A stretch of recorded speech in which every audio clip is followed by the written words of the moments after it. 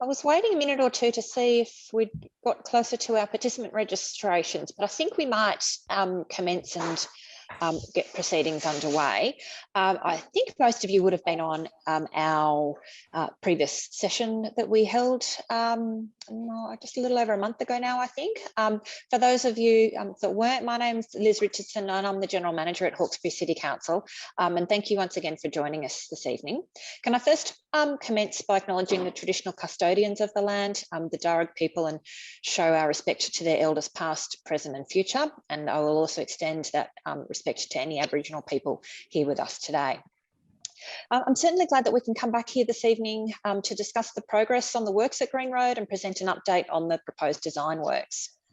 Hopefully this meeting will be a further opportunity for us to continue to work together to develop the best solution for the community. And I'll start by initially introducing our team here this evening. So once again, I've got Jeff Organ, our Director of Infrastructure, with two managers that are out of Jeff's team, Richard Baby and Chris Armett. Also with our consultants, Gareth and Greg from PSM. Good evening. I'm going to hand over to Chris in a moment to start us off with an update on the current works and then introduce our consultants from PSM who are going to run through the planned works. Jeff is then going to provide some information on the bushfire response on behalf of Karen Hodges, the Superintendent Hawkesbury from the New South Wales RFS. And then Jeff will also then address some other issues that were raised at our previous meeting. And then we'll certainly open up to questions. Before we begin this evening, can I please acknowledge the councillors we have with us tonight, the Mayor of Hawkesbury, Councillor Patrick Connolly, the Deputy Mayor, Mary Lyons Bucket. Let me scroll through and make sure. Councillor Ross is on the call this evening. I think that's all we have got with us in terms of councillors. And of course, we've also got Susan Templeman, the federal member for Macquarie. So thank you for joining us, Susan. And apologies we have received from Robin Preston, the member for Hawkesbury, and also Karen Hodges, the Superintendent Hawkesbury of the New South Wales Fire Service. So in terms of this evening, once again, the same, I guess, house rules as last time. We're using Zoom to conduct it. So please just make sure that you're on mute while our presenters are talking. And just for the order of the evening, it'd be appreciated if we could hold all questions until the end, so to our dedicated Q&A session. In the Q&A session, it would be fabulous if you could use the raise your online hand option if you'd like to ask a question, and that will certainly make it easier for me to make sure that everyone has their say. So without further ado, I'm going to pass over to Chris Armett, Council's Manager of Design and Mapping, to begin our proceedings. So over to you, Chris. Thanks, Liz, and thanks everyone for joining us this evening for this update. So we're just providing an update on the progress to date since our last meeting on some of the temporary works that have been going on, and also with the permanent rectification works we're looking at for Greens Road. Thanks, Jeff. So just a project overview. Obviously, this project is about Greens Road, which was damaged during the March 21 floods. And we've been undertaking works at Site 2, which I'll outline in a minute. So to provide you an update on that, and then I'll pass on to PSM, pardon me, who will detail some of the permanent design options, their constraints and timelines, and will outline some of the next steps within the project. So just as a bit of a snapshot overview, you can see to the bottom of your screen there is Site 1. That's currently open to traffic with a 5-tonne load limit, and further to the top of that image, north of that site, is Site 2. That's where we're currently undertaking the remediation works, and that road is closed to traffic at the moment. So just with the works in progress, this is something we presented to you at the last meeting. We have commenced these remediation works at Site 2, and the site constraints have obviously dictated the progress to date with how we're going with those works. So we've been able to do some of the sections in Site 2 by cutting back some of the upslope. We've also been able to lower the road and also move the Telstra infrastructure that's there. Some of that earthworks is still continuing, and once we've completed that, we'll undertake the pavement works, which will set the corridor for the traffic. And with that will be some traffic barriers and monitoring devices we need to put in place so we can keep an eye on that pavement area and the failure areas once we've opened that to traffic. At this stage, with the 3-tonne limit to be imposed, we anticipate opening that early to mid-October. Thanks, Jeff. So here's just a couple of images of the works in progress. So this is at the western end of Site 2. And you can see on that left image just where the red webbing is, where we've had a failure. So the road's been shunted to the left of that image, and some of the upslope has been cut back, and the image on the right is just a close image that shows some of the rock that's there, but also some of the softer soils that we're having to encounter. And the next slide, Jeff. And this is the eastern end. This is just further along where you can see where we've cut down approximately a metre to try and take some of the load off with the works. The image to the left just shows the approach, and then on the right image you can see where we've been cutting back on the upslope. And again, this is not the completed works, and PSM will probably update with some additional images. Thanks, Jeff. So from these remediation works, the next step is obviously to move into the permanent design options. As indicated by the GM, we've engaged PSM to not only do the remediation designs, but also the final permanent designs. And PSM will now provide a presentation on their works, which will look at the permanent design options, the constraints that we have in formulating these, and some timeline milestones. I'll hand over to Gareth. Thanks, Chris.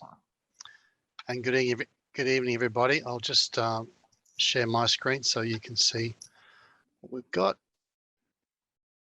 And I'm hoping everybody can see that screen.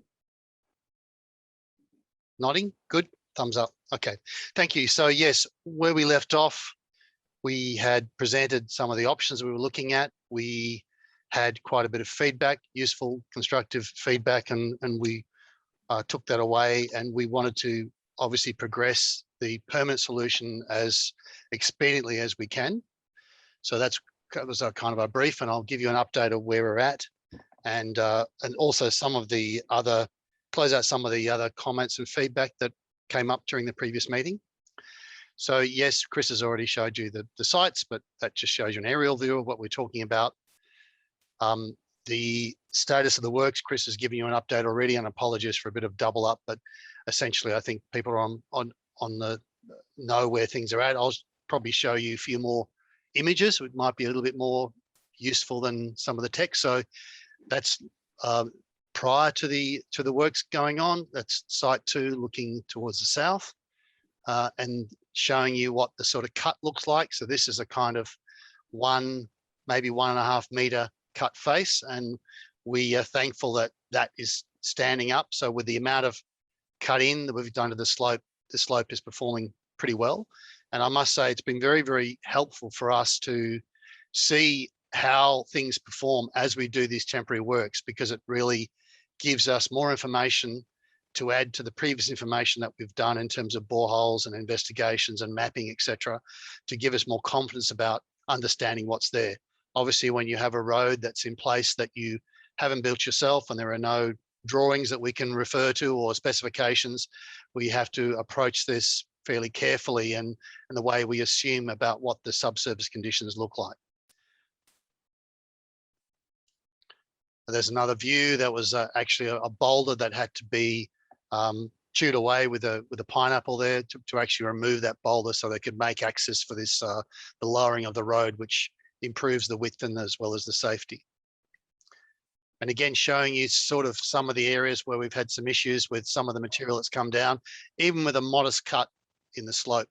And that's one of our concerns, is trying to balance up how much we can get into this, cut into the slope without causing a great deluge of debris that comes down with it. So I'll give you an update now on where we're at with permanent design. So we've gone through and got our concept design pretty much there in terms of getting things to work in the critical areas where they need to work, which generally means that things will go, well, things are generally better elsewhere and the design will still work as a consequence. Typically what you do is find the worst locations, design to those. That gives you confidence, then you can then go out and check the other areas. So we're going through systematically and checking the whole 600 meters or so of site to just double check that everything works there, but we're pretty confident with the solution we've got. There was a issue, not issue, but a recommendation to look at a road widening option. So I'll show you some slides as to what that looks like. If we were to move completely away from the existing road, given that we don't know what's there and how it was built, you're looking at cutting into that slope sort of 8 meters into the slope, which means that the height of the cut, because as we cut into the slope, obviously we have to go higher and higher to form the batter that we need to form a stable slope. Even with anchoring and things like that, is about 14 meters is the maximum height. And that would be something like soil nails that would put that together. And pictorially, this is kind of what it might look like, where we're trying to cut into the slope, probably even a bit further on this picture that's shown here. We've got a whole series of anchors, if you like. They're called soil nails because they're anchors designed to hold back the loose soil type material that we have there.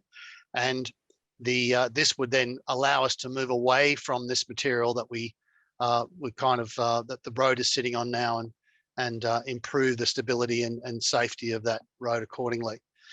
We still pretty keen on this reinforced earth option, and you'll be a bit clear to you as some of the key differences between these two options in a moment.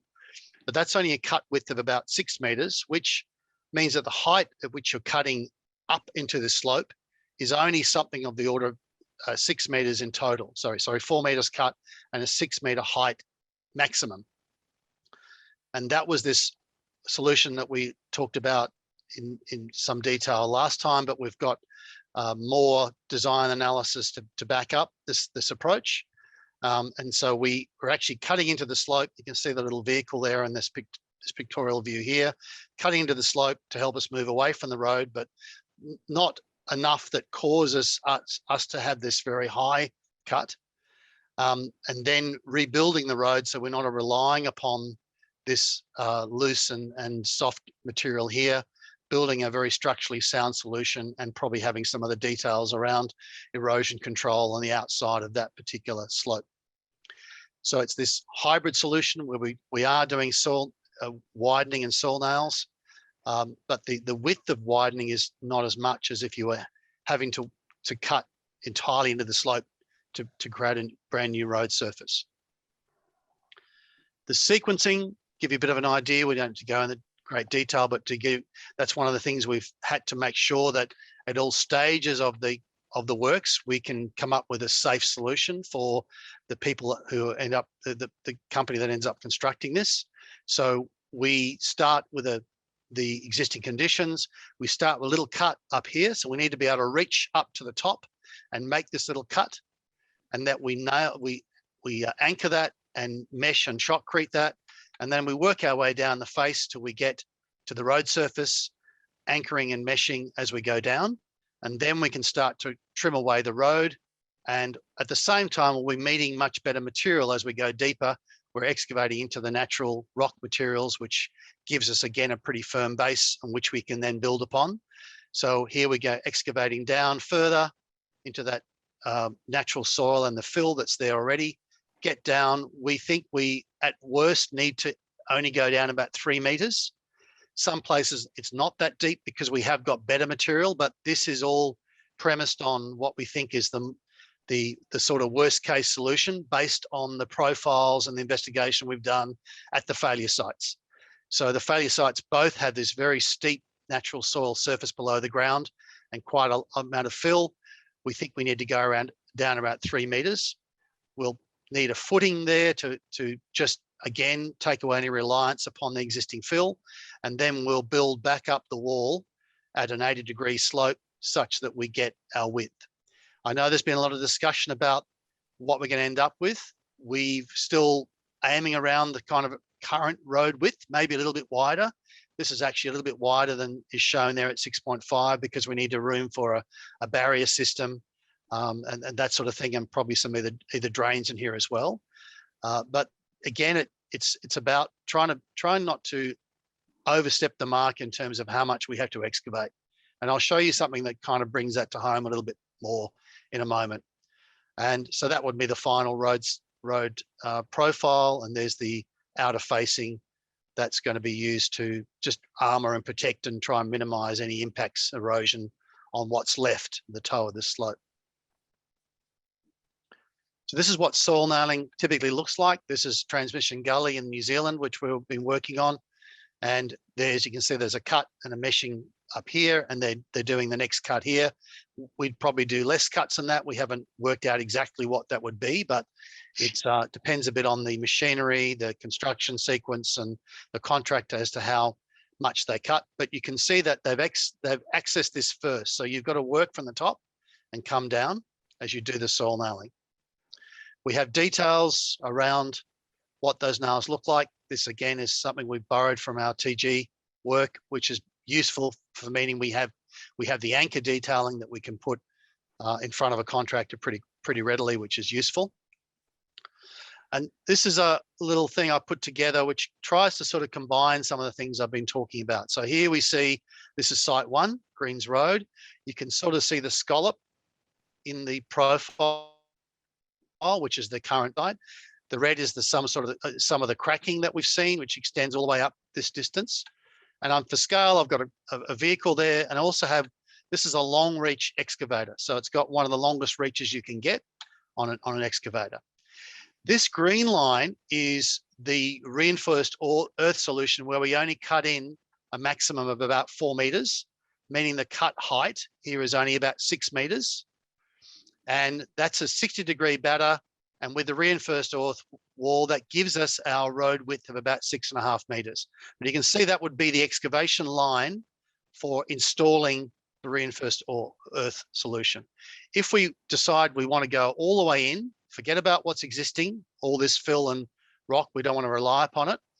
This is the magenta line. So that's a cut now of 8 meters to get us well clear of the existing fill and rock. And you can see that things change dramatically. They go up a lot higher because of the angle of the slope is steeper. It's steeper than 45. So every time we go in a meter, we go up higher than 1 meter. And it also tends to steepen a little bit more as you go further up the slope. That's really the reason why they put the road down in the first place. It was going to be very, very difficult to put a road any higher or any further into this slope. That's kind of where we're at. That's why we're at these sites that from 100 years ago when they built these roads, if you remember, they stepped out. It's going to be far too difficult to cut in. So for us to do that, it's obviously, you can see it's a major exercise in excavating that. That's site 1, and this is site 2. And this is what we're using at the moment to work out how many volumes we're going to need to excavate, what the area of soil nailing is going to be, so we can work out how many soil nails are going to be put in place, and all these metrics that contractors will need as part of their pricing, ultimately a tender. So there's our green line for our where we're just stepping in 4 meters, up to 4 meters maximum, not everywhere. And that's what the excavation line might look like. And the magenta line is where if you wanted to step completely away from the existing road, there's our failure site there at site 2. The other thing I mentioned, I showed you in the other drawing, other image you just saw, is that there are a lot of boulders. So we try to identify initially on the 3-dimensional aerial photogrammetry that we have here, and we can spin this around and do the cuts and calculate volumes and all those sort of great things. But we have, what you can see is quite a few boulders, and they can see they're quite large. There's the scale of a vehicle down there. And these are the ones that would have to be dealt with by the contractor. And we need to have a well-defined approach on how we're going to deal with it and how we're going to manage that as this changes. You can see it changes quite a lot. If I go back to site 1 again, you can see there's a lot of variation in the height of cut. It comes up, it comes down, it cuts through and has to deal with boulders and those sort of issues. So we're currently ground truthing these boulders. We've got engineering geologists who are going out shortly to just give us a sense of how mobile these boulders might be, how well we can define them in the 3D world, because it's very hard for a person to get to a lot of these places. So we're trying to use a combination of ground truthing and 3D imagery here to sort of come up with a sense of where these obstacles are and how big they are and how intransigent they're going to be.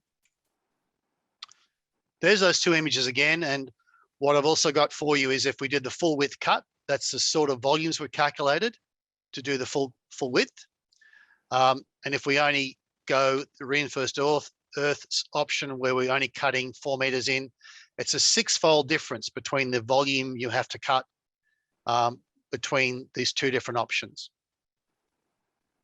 And these are the areas, as I said, we're calculating areas so we can give contractors ideas about what the sort of quantum is that's going to be required. So typically soil nails are on a certain spacing, every meter spacing or 2 meter spacing or something along those lines.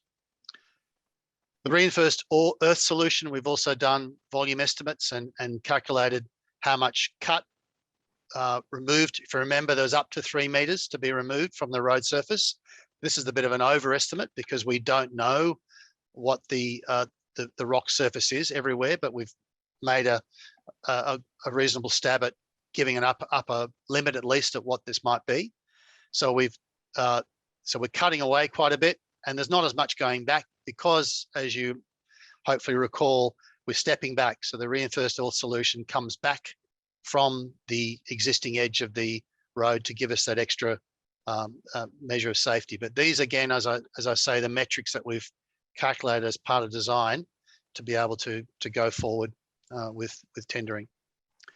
That's what it looks like in section, the reinforced earth solution. So it's a series of blocks that are stacked on top, but they have reinforcing strips inside them with select backfill that's free draining that will manage the overtopping and flood, and it won't cause an increase of the transient water pressure, which is what we think is the major cause of the failures that happened last time.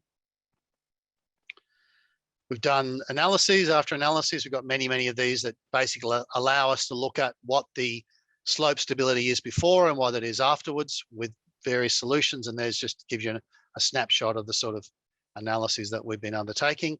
And that allows us to work out if it's safe at every step of the construction. There's a multiple stages in this analysis. We can put traffic loads on here. We can also see how deep we need to excavate such that we can end up with a safe solution. The steps we're going through at the moment is we have multiple sections through the different sites. This is site 2, just as a little pictorial at the back here. And these are all the section lines that are through site 1. We have to check every single one of these. We've checked, as I said, the worst case, but we're going to need to go through and check these other ones. We just can't tell a contractor go ahead and dig 3 meters out everywhere because when we don't need to. So we need to refine where we do need to dig deeper and where we don't. And that's the purpose of these sections. These are all the sections for site 1. These are all the sections for site 2. So I just thought I'd throw that on top for you. And we're working towards having a number of different scenarios. So there might be a scenario like this, which we might call type A, which we don't need to excavate as much. But it might be a deeper wall versus, say, a scenario where we need to come in a little bit more. And it might have more or less fill as a consequence. So these are the sort of things that we need to be able to give to a contractor to say, these are the different types that you need to build for. We think you've got this much of type A, this much of type B, C, etc. And by having these types, it means that we are flexible as the construction proceeds. We can be on the ground saying, you've got type A here. No, we're transitioning into type D. We can come back to type B, and they would have already priced these different types.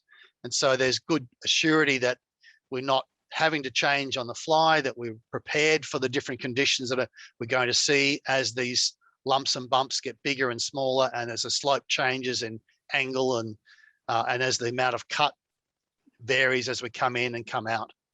And so that's the sort of challenge that we have to come up with in terms of having something that's ready for construction. We've also been talking to contractors about implementing what we've proposed, getting some feedback, giving some idea about how long they think it might take to construct. And that's Chris is going to talk a bit more about that timing, because there's other factors, not just the construction, of course, but there's the tendering process itself. There's reviewing of our environmental factors and things like that. But one of the things we're getting from our discussions with contractors is they may come up with alternate solutions, which may be more expedient to implement. And one of the things that one of them has raised with me is the idea of using what they're called micro piles, which are basically smaller type piles, which can be used, installed with smaller rigs, because we obviously have very tight constraints as to what we can put on the existing road. And these types of piles they put in at different angles to give the rigidity. And then there's a capping beam like the one bottom left here that's put over the top of that. And then you can go back and excavate some or some of the material that you need, but you've created a very strong, stiff outer barrier.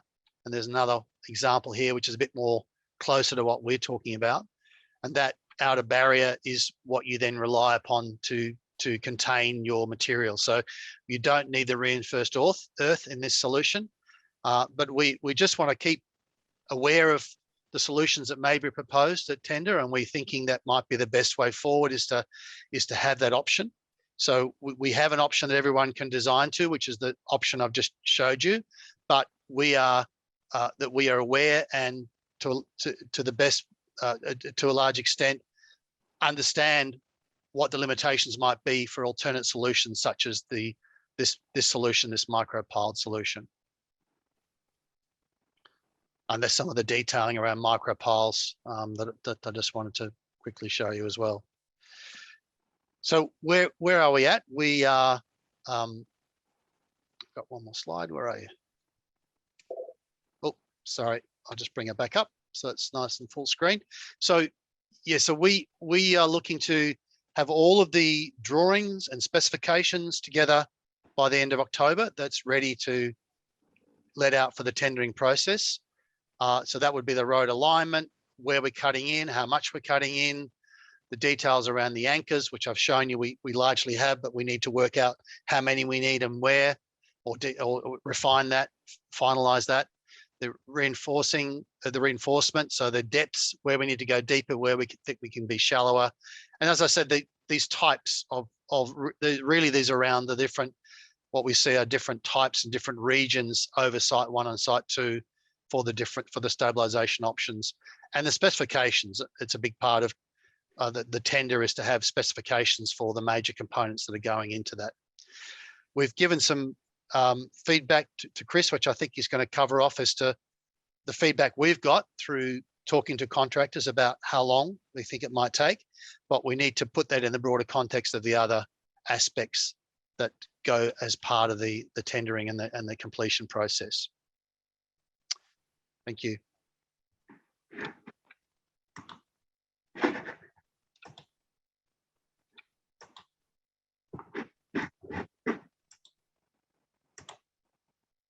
Okay, so basically I'm just going to give a little bit, so we'll come back to some of those timelines there at the moment. Obviously, yeah, some of the things about what's contemporary and what are the issues that are still confronting the community, and as I said last time, yeah, we're certainly aware of those. One of the key issues that was raised in both the meeting and at other stages was, you know, we're coming into a bushfire season, and with the road closure and the load limitations on there's concern about the capacity of to deal with any bushfires that might occur. Karen Hodges has given her apology. She's got a group captains meeting tonight, so it's meetings at all quarters. But she has given me a response in relation to a number of the issues there, and she would. I'm just going to paraphrase some of what she's come back with. But RFS have indicated they do have protocols in place that allow for a response from the lower Portland and the lower McDonald areas. And if there is a requirement for further appliances to be responded, Then protocols are in place for brigades from other areas, including St Albans and Wiseman's Ferry. And the Wiseman's Ferry Brigade would also be able to respond with a fireboat if required. So it would still be based down at that location, but that brigade has the training and the authorities to use that boat. There was also another issue about providing community fire trailers, and there were some images, I think, sent around to people. Both New South Wales Fire and Rescue also have those trailers, as does RFS, and they are used quite widely. However, they are basically what they consist of is a box trailer with a small pump and some PPE, protective clothing and equipment, and some hoses. And the intent of those units is to assist in residents to put out spot fires and so on as they occur. There are some fairly strong protocols that surround the use of those, and that includes that anybody using those needs to be a member of the brigade, have training. They need 3 people to respond to that, so nobody can just go and use those on their own. And they need to be under the direction of an authorised officer. So typically they're around about $25,000, and the last time that they were purchased, they're probably slightly more expensive than that. But they don't have any spare ones sitting around, and again, people would need, if they were to be used, they would need to be part of the RFS. So there's some strong controls around those. So Karen was in the discussions I had with her, she was confident that whilst there may be some time delays depending on where fires or incidents occur, and that she has protocols in place for brigades to respond, and the size of the vehicles that can be there. They can negotiate some of the tough terrain and tough road that Greens Road is, and also utilise smaller vehicles if that's possible. But so those protocols are already in place for that. So and I think the other thing too is obviously for people to prepare their properties as well. It's just I think it's Get Ready Week this week. So again, a lot of the onus goes on to property owners to manage and be prepared for fires themselves. So that was the bushfire response issue. Some of the other issues that have been raised as well in the last meeting was the water-based transport, variously referred to as the water taxi. I have had a formal response from Resilience New South Wales, who've come back and said that type of service is not eligible under the natural disaster funding arrangements. So that's a no. The only emergency transport arrangements are basically at the time of an emergency, and for to respond to the immediate issue during an event. So unfortunately, that's an agreement and protocol that's Australia-wide between the Commonwealth and the various state governments, and that type of service is not something that's contemplated under the natural disaster funding arrangements. I know that's not any joy to anybody. The other one is the signage on the Wheelbarrow Ridge track, and just to remind, it's a fire trail within the national park, so it's not a council road. Council's been working with national parks to undertake maintenance in a sensitive way through there while people are using it. And we do understand that it's certainly a longer distance. Obviously, the issue is of speed, and it's very narrow. We're hoping people drive to the appropriate conditions, but as I said, the issue of providing additional signage in there was raised. We have gone back to national parks. They sought more detail on the number of signs, and we've sent those off and waiting for a response. So if there is, once we receive that approval, we'll be able to install some signage there to try and remind people to drive to the conditions. Then anybody should be under any illusions that it's a tough road to drive, but it's in reasonable condition, and we'll try to keep it that way. I'll just touch on some of the things that Gareth talked about. So obviously, we're looking at are there other options, and Chris will go through the timelines. But we want to try and expedite any solutions we've got through there. Sorry, and the other one was raised today, and there's been some correspondence between various parties, and that's in terms of providing some bridging to alleviate the load limit at Site 1. So we did actually look at that some time back, because council does have a small portable bridge. It's only about 12 metres or 14 metres long. Richard can correct me. But again, the issue there is that we're loading up either end of that. Certainly happy to have a look at the information that was sent through today from which was essentially some informal quotations and options. But PSN will need to also look at whether that would actually, we might be able to bridge the temporary area at Site 1. There are other failure zones in, I think it's 170 metres or thereabouts, where there is cracking in other locations. So even if we put a bridge over, say, 45 metres of that area or something in that, we'd still need to look at whether that actually allowed the load limit to be raised. I think we can certainly look also, based on the information that's been coming out of the excavation we've done at Site 2, as to whether there's opportunities to cut back and reduce the load slightly at those other locations. So happy to take that one on board and come back with some more information after we've done some more investigations into that option. So I'll hand over to Chris. Thanks, Jeff. So we're just going to outline some milestone timelines and sort of indicate the way forward. So this is our plan. So following on from what Gareth indicated, the final design with documentation we would expect to have completed by the end of October. And what we're currently doing concurrently is the review of environmental factors. So that's dealing with many legislative and regulatory requirements we need to do as part of these works. So this is going to take in the order of 8 to 10 weeks. This covers off on Aboriginal European heritage and in particular fisheries. So with some of the images that Gareth has indicated, we're trying to stay above the waterline and also away from the waterline, so that minimises any of the effects in relation to the river itself. So the design is taking into account some of the environmental constraints that we do have at these two sites. And then following on that, is outlined there, the tender preparation will be over November, December this year, and then we would go to tender early next year. And with the evaluation and awarding of the contracts, we would anticipate to do that around April of next year. Thanks, Jeff. And just, we did hear you at the last session about leaving sort of Site 1 as it is at this stage and not closing it. So the works that we would undertake as far as the permanency would be to do them separately. And that would be to follow the works we've done at Site 2 and then undertake the permanent works at Site 2. We would anticipate that commencing in May next year.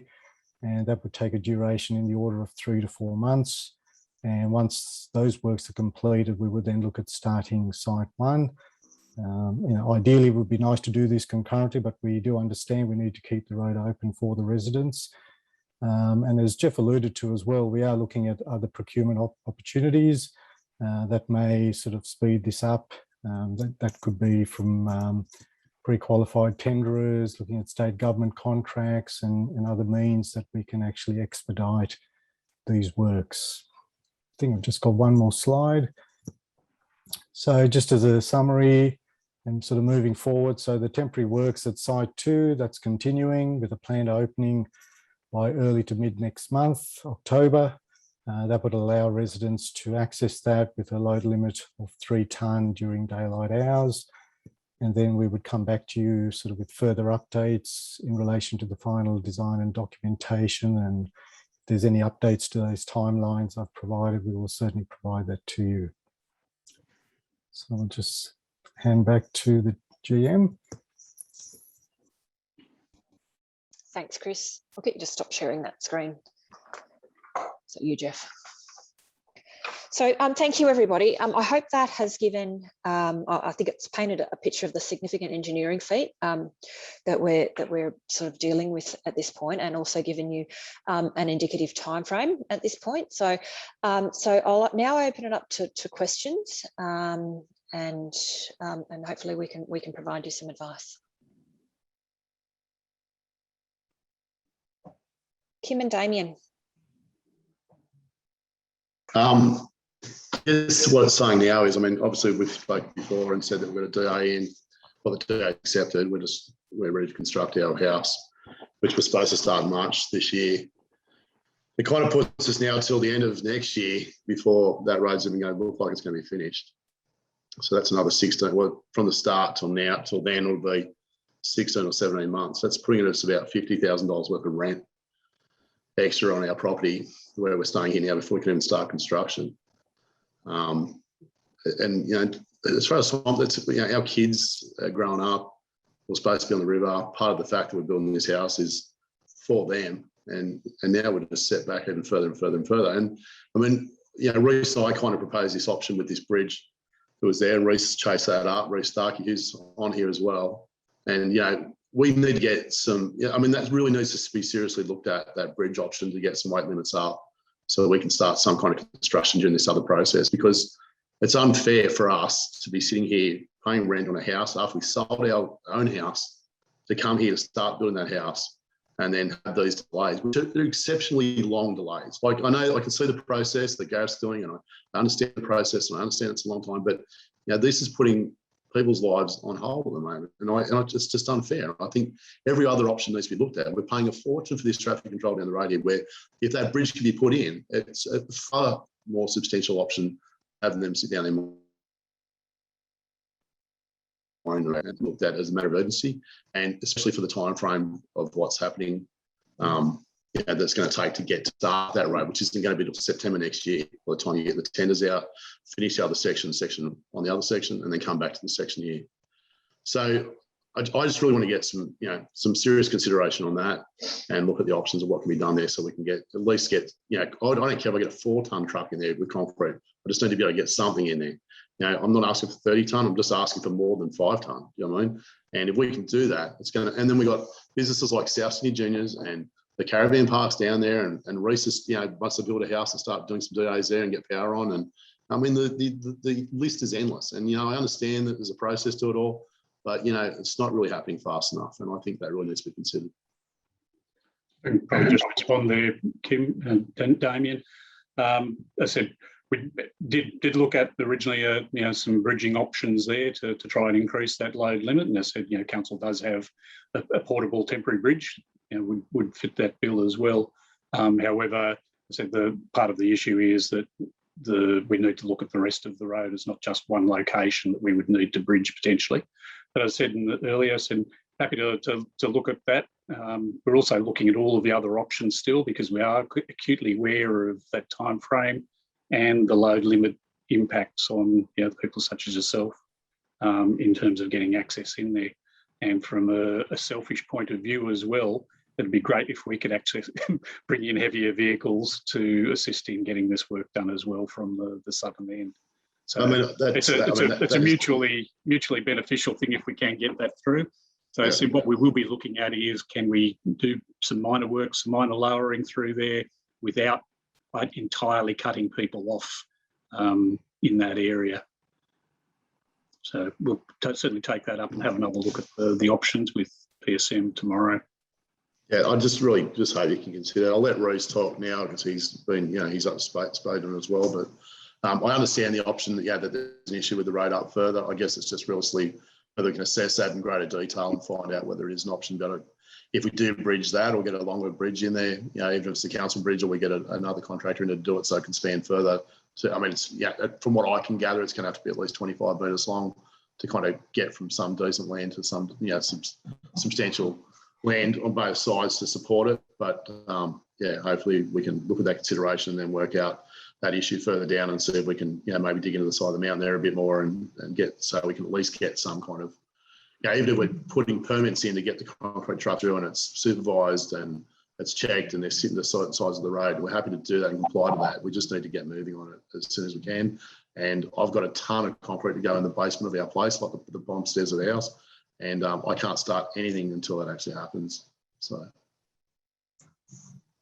Damien. Reece. Thank you. I had two questions. The first is probably, what is the estimated time frame? So say from the end of this month, what are we looking at? Say we're talking May for commencement. What is the projected time frame for site 2 repair, the full remediation, and site 1? You're talking about the current works as far as remediation that's expected to be completed in a couple of weeks. That'll open up to the 3-ton limit during daylight hours. The permanent repairs, Chris. Well, so yeah, but the permanent repairs will commence May, and we've anticipated that would take a couple of months to complete. So probably about August, you would think it would be completed. Yeah. Again, it could be, as Gareth was indicating, with the techniques they're looking at, some of those solutions may be undertaken a lot quicker. So we're trying to give you that broad understanding of the time frame it would take based on looking at some of the worst case scenarios with the failures that we have there in providing that timeline.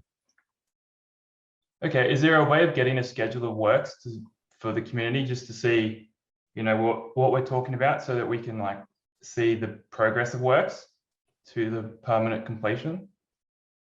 Well, I think we probably gave that in one of the slides there, but I think that maybe we can reformat that to give you what that outer time frame is. Yeah. And as I said, what we're looking at the moment, and just said, yeah, this is not something we just turn up to these meetings and forget about. And so actively working on this is looking at those other options that Chris alluded to.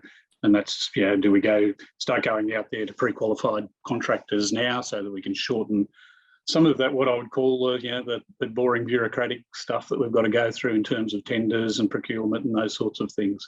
So if there's ways that we can do that, or even, and again, as Gareth went through, when we're talking to contractors, potentially they may be, the contracting world is great because there's some innovative and creative people there trying to make money. And if they've got better solutions or alternate solutions that suit what they've got, we're going to be all ears. And if there's something there that is sound and gives meets the risks that we've got, but can be done quicker or cheaper, whichever way it goes. But obviously the key thing for us at the moment is the more expedient.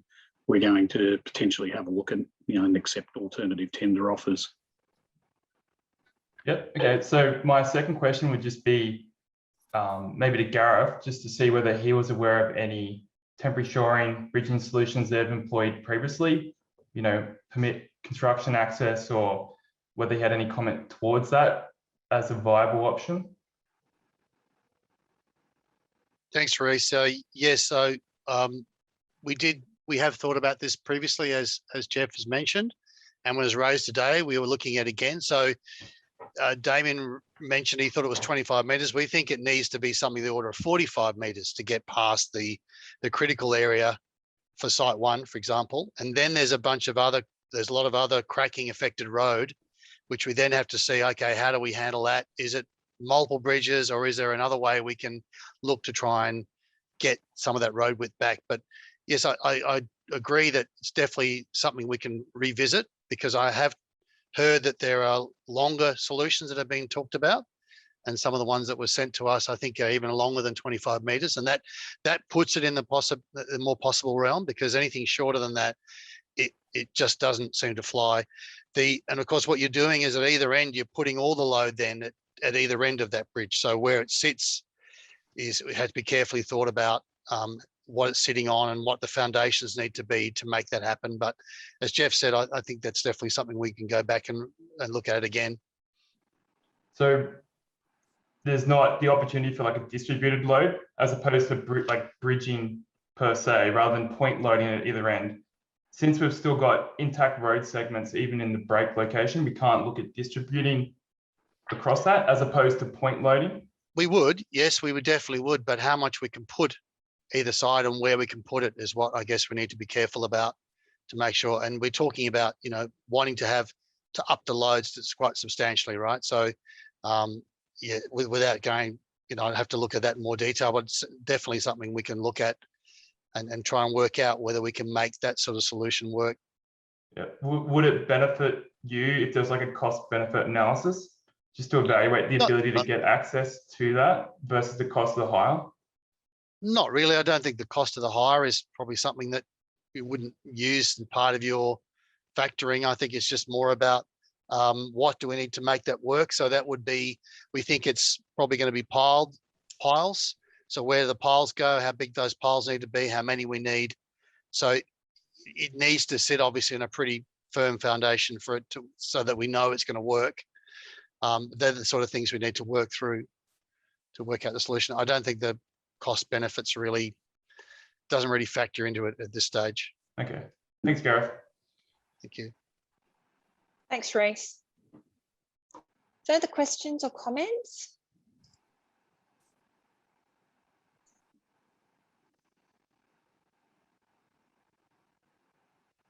Alison. Thought since there was a silence, I might as well fill it. I've got a few things to ask you. In all that presentation, I'm sorry I'm a bit croaky and I promise it's not COVID. In all that presentation, I didn't hear anything about the user experience on the roads. And I'm sort of curious about that. We talked about dual carriageway and it looks to me like, and by the way, I've got 1,000 photos from up there.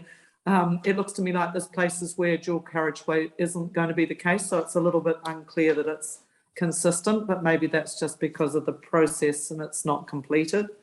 But the user experience, because, you know, I think we've seen there's been some pretty horrific accidents in some country roads recently.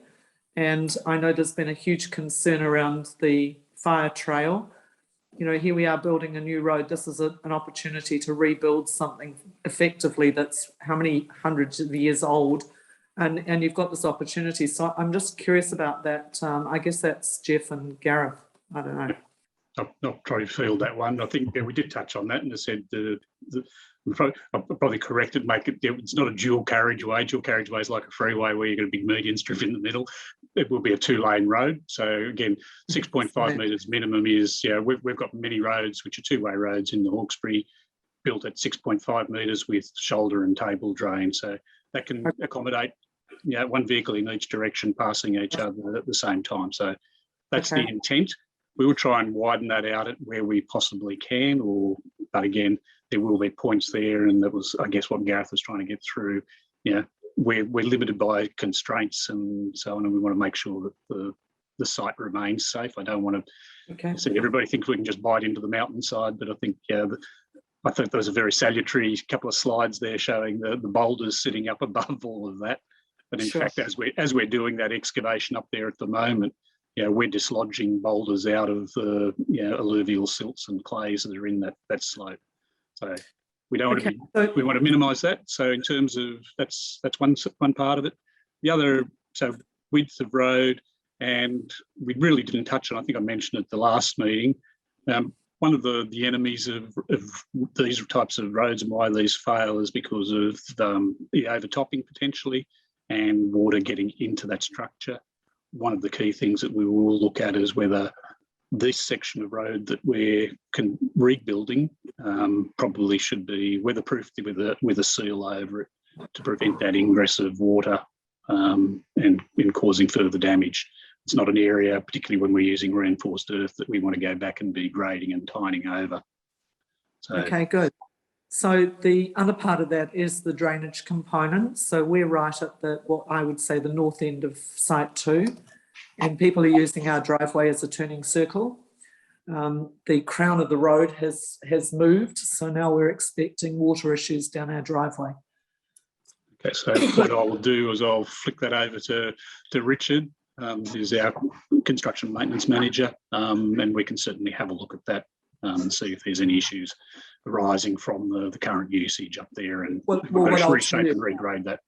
I guess we watch it pretty closely. What I'll tell you is that this drain that was there has now been filled, and that we have trucks actually coming out of those barriers and turning around in our driveway. And so now the next thing is that when those barriers are closed in the evening, people again are going to use our driveway to turn around. I'm not averse to that. You know, this is about being part of the community, but I am concerned about the water damage that's going to happen for sure. And I've had some engineering advice on it to actually have a look and say, is that going to be a drainage issue? And the answer is no, just drain, that's going to be a drainage issue.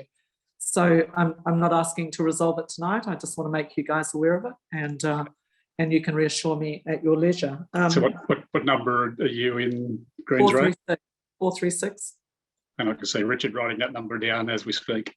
So we'll have a look at that. Well, so as you come through the gates and the barriers that you've created, we're literally that driveway on the right that the trucks turn around in. Okay, so you guys that are working out there would know that.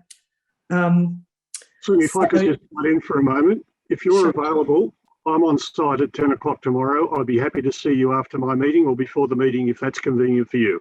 Is that you, Richard? Yeah, no, Yes, look, I'll it is. get my nephew Gary to represent us for that if you like. I'll make sure he's available for that. Yep.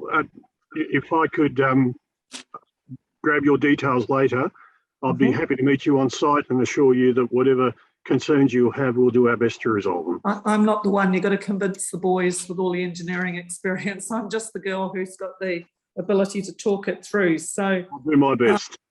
okay, Thank 10 you. o'clock tomorrow. Is that what you said, Richard? Could I make it 9:30? I have a meeting with the PSM tomorrow at 10, so I can meet you either after the meeting or before. So 9:30, if that's convenient. You've probably got my number from the registration, so why don't you text me your number and I'll get you guys connected so you can make that commitment. We'll speak tomorrow. Thank you. Good. The other thing I was interested in was in all this discussion, I didn't see any fiscal projections at all. I'm assuming that they're there somewhere at the back end of, sorry, I've got a cat here misbehaving. I assume they're all there at the back end of all this work that's happening. I'm presuming that Gareth and his fabulous team don't work for free, but I just think sharing the projections, because there was a lot of discussion there about choices. And in the back of that, in the back of my mind is that one's more expensive than that one. That one's high risk.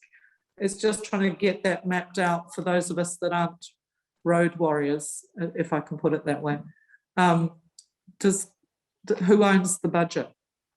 So basically, our primary concern at the moment is how we do this in the most time-effective manner.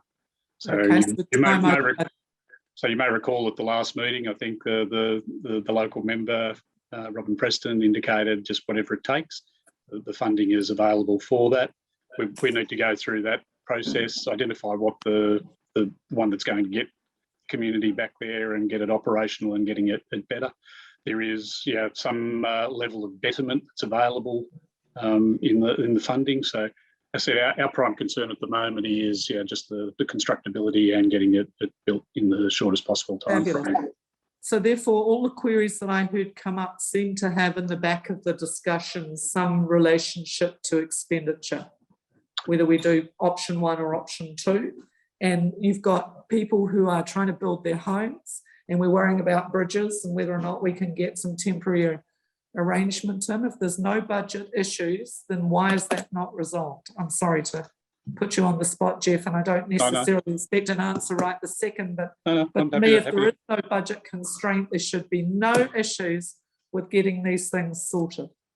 There's always a budget issue. I mean, nobody has an unlimited budget, so okay. I'm not going to throw that out there that it's whatever it takes. We've got to we're all taxpayers. I heard you say it. No, I'm just qualifying that it's not an unlimited budget.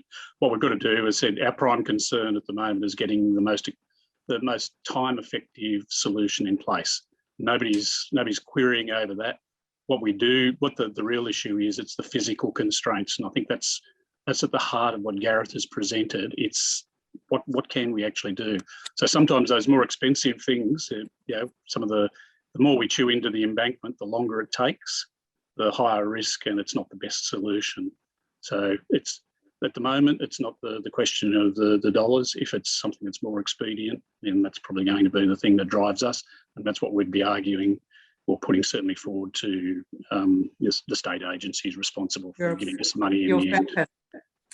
Fantastic, Jeff. You should be a politician. You answered that really well, but I still think the question stands for me, which is if expediency is one issue and getting things done in a timely fashion is another, and budget is not really an issue, just get it done, then why is it taken so long? That's where I'm going to leave it, because I think I don't think there's an answer to that, but that's really the thing that sits with me mostly here, is this has taken a really long time to get to this point, and now we're talking August of next year for completion. Did I understand that correctly? That's our time frame at the moment in regards to that one. And no offence to politicians, but I'm not trying to be a politician. I'm trying to simply say that No offence. I'm an engineer, and as I said, what we want to do is get the most. As I said, the two things that we're doing is making it safe and dealing with the physical constraints that are there and getting this thing built. In terms of some of the other options and saying, well, yeah, you could do this. We ran through at the last meeting. If we start doing some of those other options, and bridging's one thing. As I said, I'm in favour if we can get higher load capacity in there. It's in our advantage as well, because it means that we can get this thing built quicker ourselves. It's not only just the local community that would have access to higher load limits from the south. But as I said, at the moment, it's the question of the physical. What is the best solution there that we can get in that gives us the most expedient access? In terms of the timeframes, again, I'll reiterate, we are looking at trying to shorten that timeframe. I can't give promises on that, but if there are ways that we can do that, either working with contractors or through different procurement processes, that's what we'll work to. We do also have, as Chris indicated, a whole series of things that we're going to tick those boxes and do those other things that everybody criticises, but we've got to do the environmental studies and so on as well. Okay. Last point was around the fire service. If somebody said to me, I've got the protocols and we will somehow handle it with whatever small equipment we've got to navigate those roads, I'd be extremely nervous. And that's what I think I heard today. No, that's not what I said. I said, Karen, the superintendent indicated that they can get the larger vehicles down there. It does require a little bit more time to get those larger vehicles. They can get smaller vehicles down there as well. But that's that's their confidence. I'm relaying that information. They say they believe they've got the area covered in terms of response. It's just the timing, I think. Jeff, how long does that actually take? Because I think that's in preparation and people have to prepare. They have to be able to factor in how long that fire engine's going to take to get down there. I can't, as I said, I'm speaking for Karen. It's not aimed at you. It's just a follow-up item. I think there was no mention of timing, but people need to know what they have to prepare for. That's it from me. Thank you very much. Thank you, Alison. Michael, you were next. I've just got a couple of questions. I live in between both sections. I just want a guarantee that I'm going to have access in and out 24 hours a day during this process, because I've got an elderly parent that lives here, and not to mention I have a business which is badly suffering due to all of this. I can't get people into the caravan park or out. Also, I have a concern of last year we had a pretty major windstorm come through Lowell Port and ripped pretty hard through here and blew a lot of trees and branches down. I have a river crossing with high voltage wires coming through my caravan park, and we had a tree come across that. They had to get a pretty substantial truck in here to reach the 12 or 13 meters. That was the biggest truck they had, and I'm estimating that truck would have to weigh 15 to 20 ton. What happens if we get a storm through here or a power line comes down and we can't get someone in here to fix the power lines? Where do we go from there? I think we're probably going to take that one on board at the time. It said a bit of an echo there. Somebody's got I'm not sure who's echoing. So I think we'll need to take that one on board at the time that something occurs. Obviously, there's from a fire perspective, they have some protocols there. As I said, we're looking at how do we actually get access or increase the load limit in that section leading up to your property, south of South Juniors. But I really can't answer, depending on what the nature of an event might be, as to what equipment needs to go in there. I guess the agencies and the utility authorities will need to work with them in terms of how they would get access. So I don't have an answer. If there's multiple things that can occur. We can get more floods. There's lots of things can occur there. We just need to deal with those as they arise, I think. And I know it's not particularly satisfactory. It's not a fingers crossing arrangement, but I think if there's an issue that's got to arise, we can look at what equipment can get in there and under what circumstances in emergency. To access 24/7, I believe site one's only going to be daylight hours. So how does that affect me getting in and out 24 hours a day? No, site 2 will be daylight hours with the temporary works that are going on.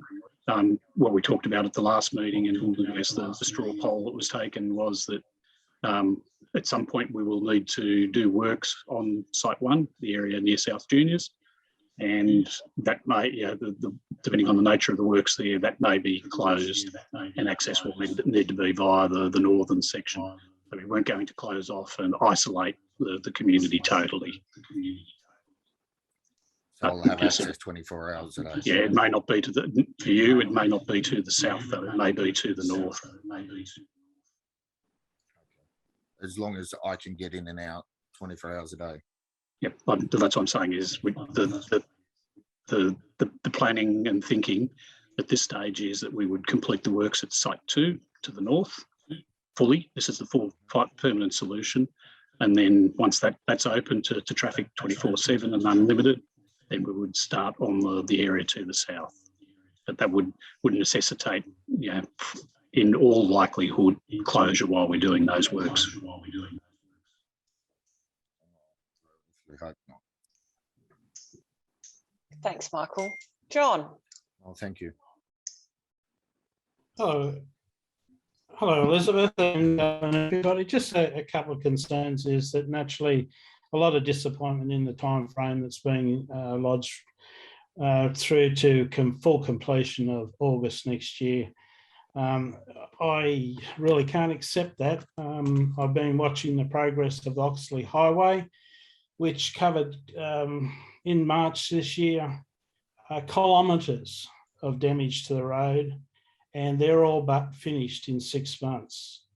So I know that this is a challenge. It's different, slightly different, but a lot of disappointment. Robin Preston raised a question. I direct this to Jeff. Is that Robin Preston raised the section. These remedial works as well as permanent works. Is it being built in for 24/7 under lights? And Robin raised that. I haven't heard any reply back on it. Is that the contractor or the remedial work 24/7 to expedite this? It's a lot of pressure's been putting on a lot of people. There's homes that need to be built, people's cost of living, and that applies not only to the southern side but also the northern side. There's at 662. There's construction due to start there, and of course the concrete trucks have got to come in somehow. Maybe they might have to be barged in, looking outside the square. Ridiculous, but hey, it might be possible. So I can't accept the time frame that's been lodged. We're talking about the consultations, getting the contractors should be available in LGAs to start work tomorrow. Get on with it. They know the pricing of how much these things cost. So it's not about Hawkesbury City Council saying to the people that are affected by this that we've got to do this, this, this. You can change the way that you do things and get things on and get it going 24/7. You can't have people on that fire trail till August next year. It's just not on. Even one of the council trucks had a head on in recent weeks. So council is costing the ratepayers money with a vehicle needing to be repaired. It is a dangerous road, and my grandchildren travel it, and I'm not happy at the moment at all.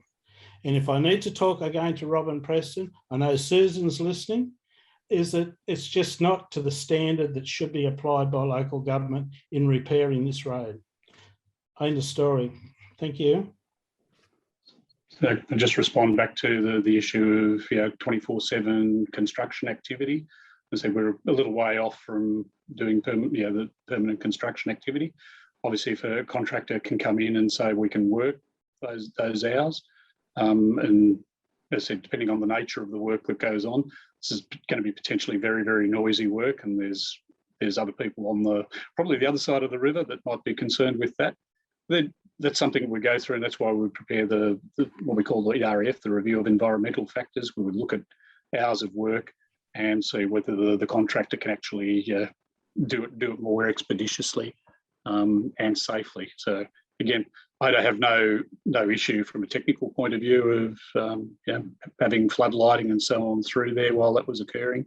But again, there is potentially some impact on the community in terms of noise and disruption at that point. They're things that have got to be weighed up. So it's a little bit early to be able to say how that might be done yet, but we haven't ruled that out. Thanks, Jeff, for that. But look, I can't accept if you're expecting people to travel that Wheelbarrow Ridge Trail, it's got to be minimised. Things have got to change. You've got to look outside the square and the way things are being done. Environmental things, yes, we're all conscious of everything around, all the things that build up to this, but there's got to be some expediency behind this project. And by going through to August next year, and the time frame just to put it out for consultation to the contractors and get it back, this is, it's ridiculous. We're talking, we should have people on standby, and no other LGAs. My LGA has things ready to go and have repaired things. But, I just can't accept the time frame that you're asking the people of Greens Road that are affected by this washout that's going to take until permanent future, August next year. Unacceptable, Jeff. I'm sorry. Thank you. Thanks, John. Appreciate your comments. Kim and Damien. I just want to clear up, Jeff. Looking at that time frame, I photographed what you put down. Basically, we're not going to get the contracts aren't going to be awarded till March, April, and it was 3 to 4 months to start site 2. Which takes us out probably to August. So August is site 2 done. It's December before site 1's possibly completed, which means it won't be till the end of 2022 till we're possibly able to use this road up there. Is that correct? Well, that's the outer time frame that we've put there on that. And that's one of the things we're looking at the moment is how we might actually shorten that. Like the design program is design will be completed by October. There's things that Mr. Wright's just intimated there is, there are areas where we can potentially shorten that up. I don't know at this stage whether that's how that might work. But as I said, we're looking at those options of using pre-qualified state government contractors, those sorts of things, which are they're available. But again, it's at this stage relying upon finalisation of the design, and it is very site specific, that design. It's not something that we're going to go in there. And as I said, I think some of the information that was provided tonight was intended to indicate the complexity of what's being proposed at this location. So we get that sorted. As I said, if there's other issues there that we can shorten that time frame up, ideally, and noting Mr. Bleaser's comments about trying to keep, we can't do both ends at the same time and shorten the time frame that way. So we probably need to work our way through from one end to the other. Yeah, I understand. Again, it'll be up to the contractor. I think without committing at this stage, I think Gareth's had some discussions with contractors about the likely timeframes of construction. So at this stage, we're taking a somewhat conservative view and factoring in the unknowns that are on that site. Yeah, I know. But like I said, we put it in perspective, but realistically, we're told between October and December. I mean, based on the current, status of how we've been proceeding with this at the moment, I understand there's a lot of work in it, but I'm not even, saying that's not what's happened. But it's been a slow progress to get to this point at the moment. It's been over 6 months, and that could have moved a lot quicker if it needed to, if the energy was put into it. And like I said, we're looking at October, November, coming into Christmas next year, which then puts us back into the Christmas period where work can't start again. And this puts us realistically back into January, February of 2023 before we can start our property. And I guess that's the disappointing part about it. So it's 2 years since the flood, almost, from when we can start building to when we can do it. And realistically, it's crap. Like it's unheard of, and it shouldn't have been that close. If it was you or anyone else, I guess you just need to consider the fact where we sit. Personally, if that was affected to you guys, how would that deal with you? If your house was put on you, you're about to retire, Jeff. I know that. Do you know what I mean? Imagine you talk about moving on parts of your life where things need to happen and you want things to progress because that's your future. What's happening with your future? If I told you need to stay there for another 2 years working, what would you say? You have plans, you have things going on in your life that you want to do. This is the same thing that's happening to us. We have plans in our life, what we want to do. And this is affected. I understand it's not your fault that the flood happened, but what happens from now on is everyone else's fault. Everyone really needs to put some serious effort into getting this moving because it's affecting people's lives. And I don't think it's not affecting your life, it's affecting our lives. And that's what needs to be taken into consideration. And I hope you do that. When is it final determination? Thanks, Damien. If I can just jump in at that point. Look, we're acutely aware of the frustrations and the challenges that each and every one of you are facing out there, and we are absolutely working our darndest to get this moving as quickly as we can. There are some necessary steps. The point, I guess, that PSM were endeavouring to depict this evening was how incredibly complex this particular project is. We haven't spent the last 5 or 6 months sitting on our hands doing nothing. There has been an awful lot of work that has gone into the design phase, so that our end solution here is one that ultimately can be delivered as quickly as possible, but with public safety first and foremost. So we now have to progress through. As was indicated on that timing, we've got a few more weeks left of detailed design running concurrently. So we're overlapping as many of these processes as we can with respect to the review of environmental factors.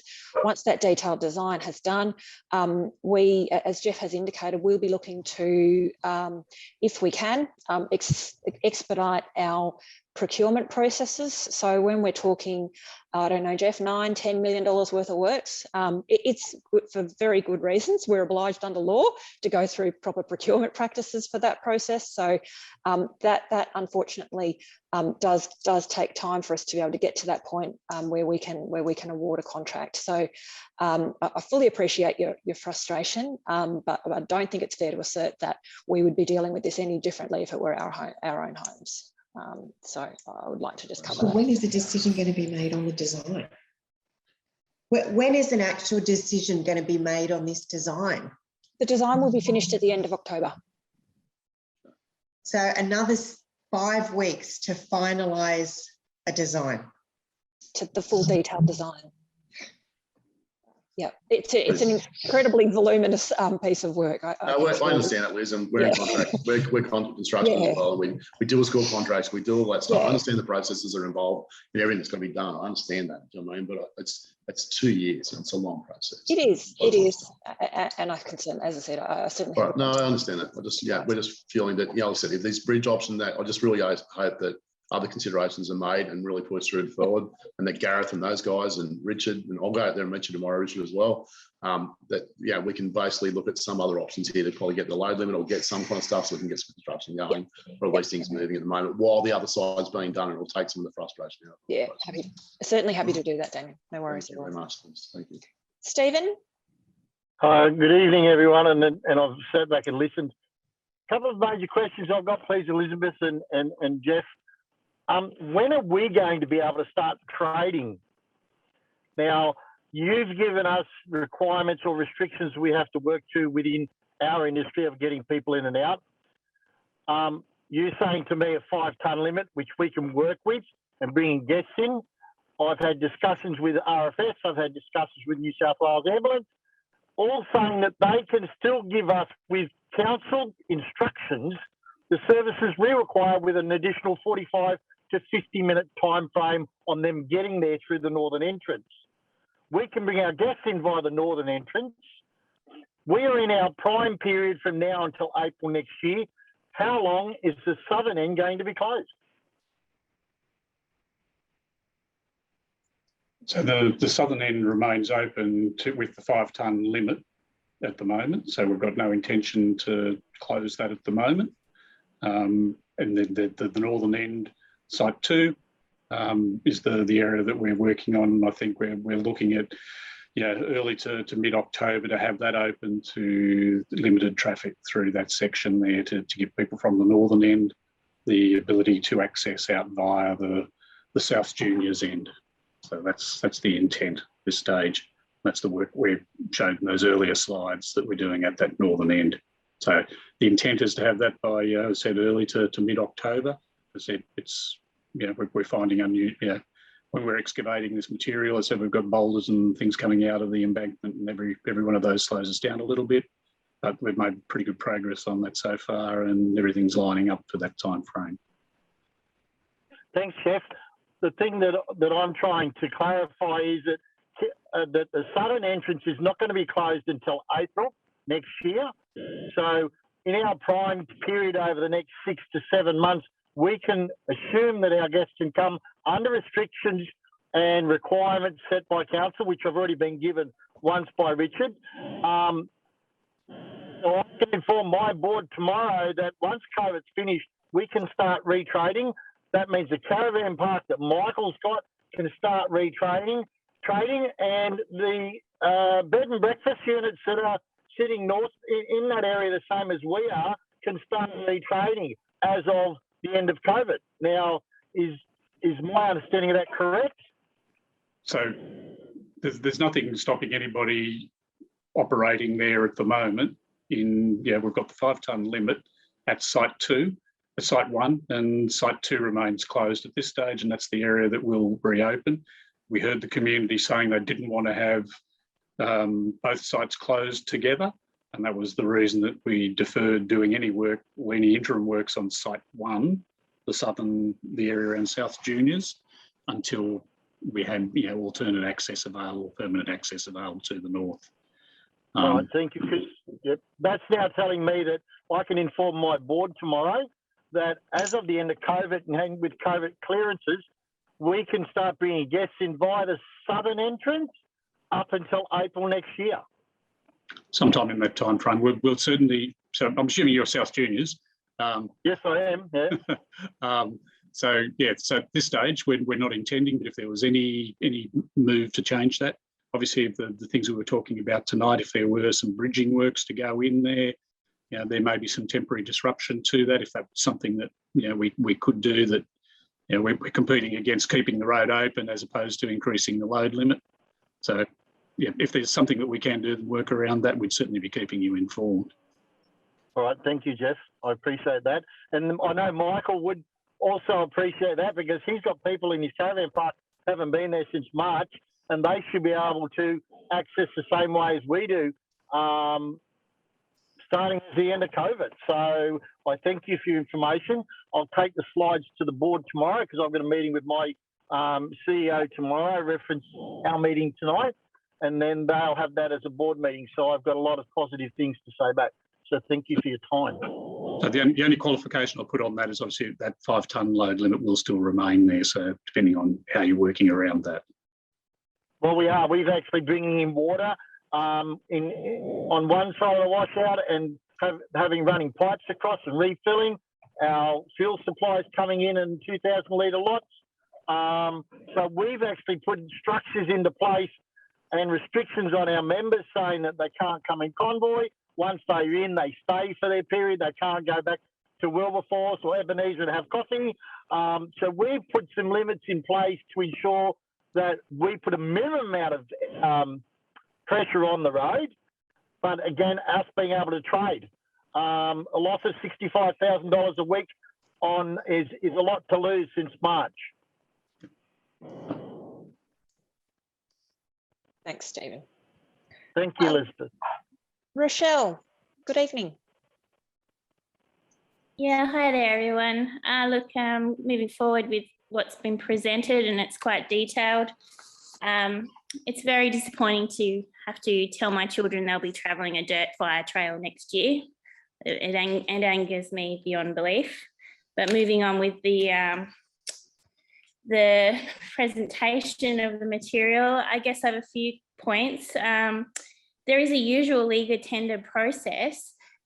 Can council look at reviewing the extension of that process and how it goes through to get procurement and tendering legally, and to push that through faster? It seems we have most of the information already presented to us, and most of the detail is really part of PSM's job. Like, that's what they do. These kind of constructions go across the state every day.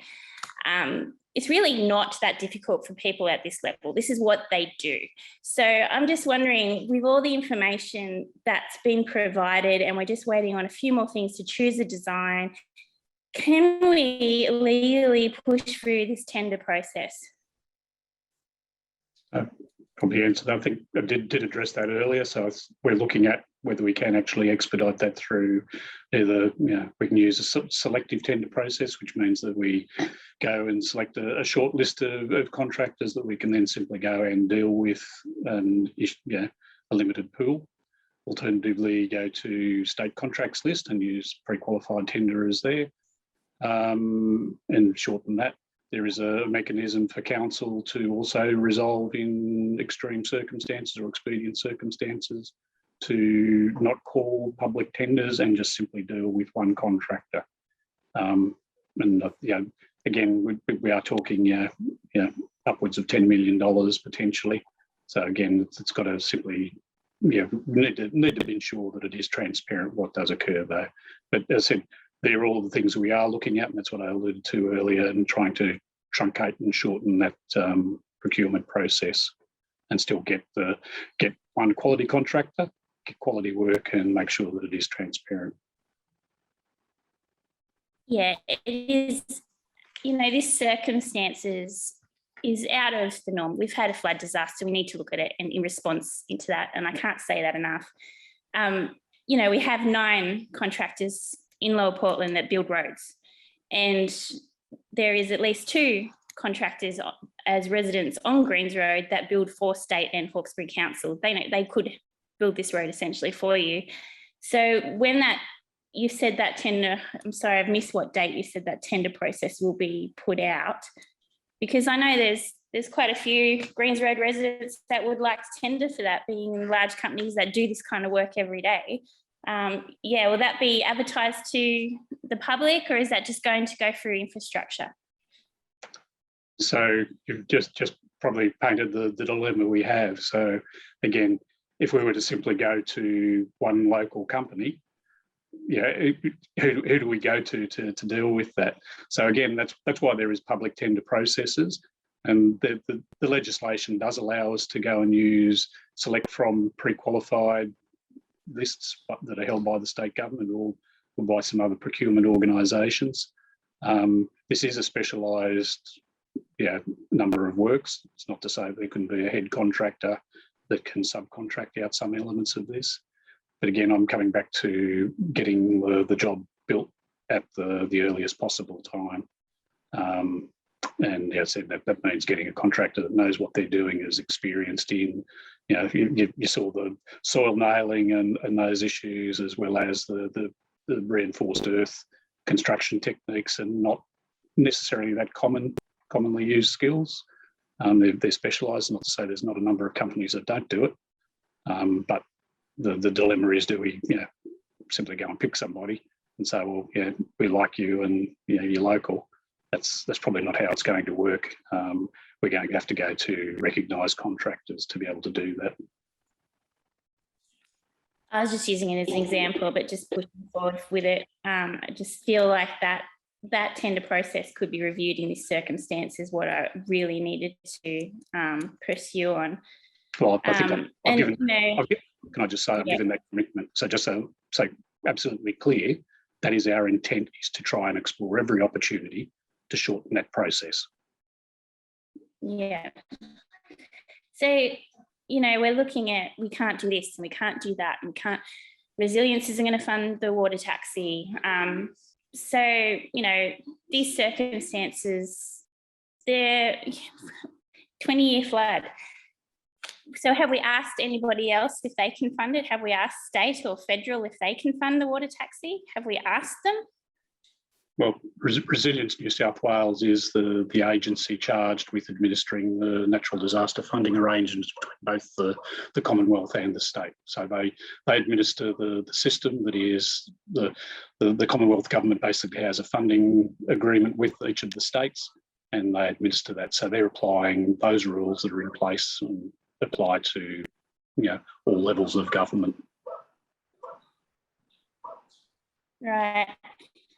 And as for 24-hour works, I mean, the river community is extremely tight. I think it's underestimated throughout the rest of the Hawkesbury, actually, how tight our river community is. Seems there is a caravan park opposite Site 1, you know, waiting to trade, and the residents are quite, I don't foresee that you would have any issues approaching those residents on the Hills Shire side of the river. I think they would be supportive in it. I don't know, how would that process, is that something that you guys approach them with? How does that go about? So as it indicated, yeah, we'd look it through the specifications, and when we're talking with contractors as to whether there is any advantage time-wise in them doing those works, we would also need to look at, I'm just flagging, I'm not saying it's a deal breaker, but obviously noise. Just heard, we're just talking with South Juniors, where you've got a business community, businesses and guests there, undertaking rock breaking and saw cutting and noisy work at night time would certainly have an impact on those people. It's not necessarily just the residents that are out there. So it's it's a bit of a Rubik's Cube, this one, but it's, if we can put it there, and one that you can get the approvals and talk with the community and do that consultation. And as if we go through the approvals process and identify that work can be undertaken even 18 hours a day, I don't think anybody really wants 24/7 rock breaking going on. But even if we can extend those working hours to truncate the construction time frame, that's what we'd look at. Let's ask them. Let's ask them if they want 24/7. Let's ask. I'm sure those guests that have been coming to Juniors for 40 years would like to have full access with their wakeboard boats and everything else they bring in with the heavy tonnage, and they come and go and visit the Hawkesbury tourism area. Let's ask them. Let's not just say no. Let's ask them. Rochelle, I didn't say no. I said they're just the issues that we need to look at. I said happy to look at that in the planning approval process, the planning pathway that we've got to go through, which is the review of environmental factors, and if we can look at extending that, and we would certainly consult with all of the community. Yeah, and then the final thing is, I know the same staff are not travelling the track every day. It's not to standard. It needs fixing, and it's in a dreadful state right now. And I'm concerned that we're going to be doing this for another year. And here we are. We're having, great to see the trucks coming down and making a temporary pass on Greens Road, but the Wheelbarrow Ridge Trail is destroyed and it's not safe. And I know that you've said it is, but I drive it every day and I can tell you it is not safe. It is not up to standard. So I want to know how regularly Hawkesbury City Council are going to be reviewing that track. So probably just go back and say what everybody might be missing. What I did talk about earlier, and it was in Chris's presentation, is that we are intending to have the closure at Site 2 open sometime in October. So that will, whilst it will be for daylight hours and in fine weather, until we can assess the stability of that, that will be the alternative. You will be back to access along Greens Road from October. There will be periods when, obviously, when we do permanent construction, that we would need to go back and look at alternate access arrangements and using the track potentially again. But the intention is to try and get Greens Road open, load limited, in October in those interim works. So that's the work we're undertaking at the moment. So that should So we're not alleviate going some to of the get concern. anyone up there now. Pardon? So we're not going to get anyone up there now to fix it. Well, we will certainly, if there's areas that need repair, said Richard's undoubtedly going to drive it tomorrow as he goes up to visit. And if there's areas that need attending to, we'll deal with that. And so we go through with National Parks over, if there's more substantial works, but the smaller repairs we can undertake. All right, thank you. Yeah, thanks for your time. Thanks, Rochelle. That's all I had tonight. Thank you. Thanks, Rochelle. Michael? Jeff, I just wanted to thank Stephen first of all for bringing our guests into our businesses. The last correspondence we've had with council was for local residents only in a 5-ton limit. Can you please send out to businesses in writing that we are allowed, once COVID's over, obviously, that we are allowed to bring guests through, not locals only? Yeah, we can certainly look at that. What we're trying to do is limit the number of movements that were occurring, and I call it the disaster tourism that was going on immediately after the floods. So again, my business survives on tourism. Not disaster tourism. We have lots of people going out visiting collapses and roads and all sorts of things, and still doing that. But again, if people have got a legitimate destination in there and that's your guests, then they're deemed local. But we can clarify that and certainly make that with the traffic controllers and make sure that there's no restriction on your guests coming in. Okay, because your previous correspondence was restrictions. It was local residents only. So you didn't clarify for us businesses that we could bring patrons in or anything. You simply said closed to local residents only. Yeah. Okay, well, we'll clarify that. We'll certainly clarify that. Thank you very much. And also the closure of the site 1 during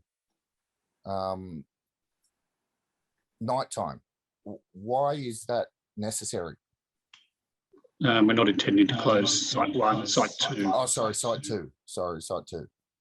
Simply because it's interim works. We will assess it, and Gareth and PSM are going to be the ones giving us the blessing on any change to that. But one of the issues is monitoring that and making sure there is no potential for further collapse under traffic loading. As I said, they are only interim works.